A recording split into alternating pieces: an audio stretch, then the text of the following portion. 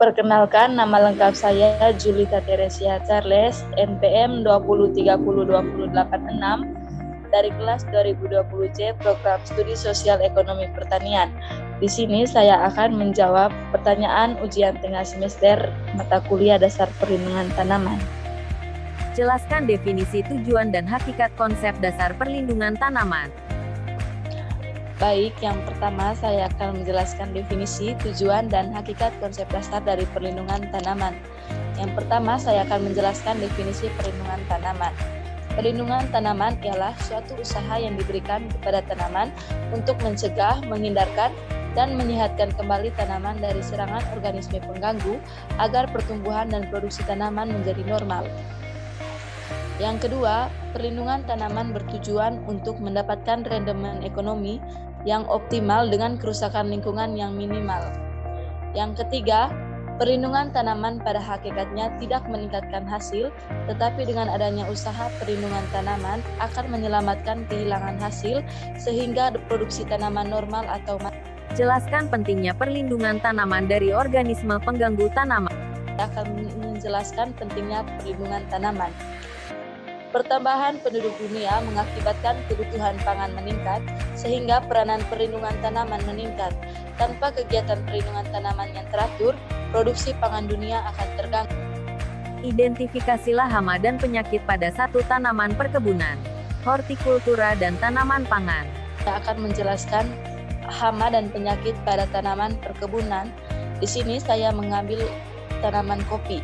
Salah satu hama pada tanaman kopi adalah hama kutu putih yang disebabkan oleh serangga Planococcus citri yang menyerang bagian bunga, buah, pucuk tanaman, daun, dan cabang muda. Tunas bunga dan buah muda yang diserang akan mengering dan gugur. Kutu putih mengeluarkan cairan yaitu embun madu yang sangat disukai semut dan merupakan media yang baik bagi pertumbuhan jamur jelaga. Oleh karena itu, gejala serangan kutu putih juga dapat dilihat dengan adanya serangan jamur jelaga berwarna hitam pada permukaan daun dan cabang kopi. Yang kedua, saya akan menjelaskan hama dan penyakit pada tanaman hortikultura, yaitu pada tanaman terung. Salah satu penyakit pada tanaman terung adalah penyakit antraknosa. Penyebab antraknosa pada tanaman terung disebabkan oleh cendawan Gloeosporium molongena L. Pengendalian hama antraknosa yaitu yang pertama, menanam varietas yang tahan, yang kedua, mengatur jarak tanam, yang ketiga, membersihkan gulma yang bisa menjadi tanaman inang, yang keempat, memusnahkan buah yang terinfeksi dan memangkas bagian tanaman yang terserang. Yang kelima, semprotkan dengan fungisida antrakol, konsep Bion M. Yang ketiga, saya akan menjelaskan hama dan penyakit pada tanaman pangan yaitu padi. Salah satu hama yang ada pada tanaman padi yaitu hama lembing batu. Hama lembing batu merupakan salah satu jenis hama pada tanaman padi. Di fase vegetatif, hama lembing batu menyerang batang tanaman dengan cara menghisap cairan yang ada di dalam tanaman.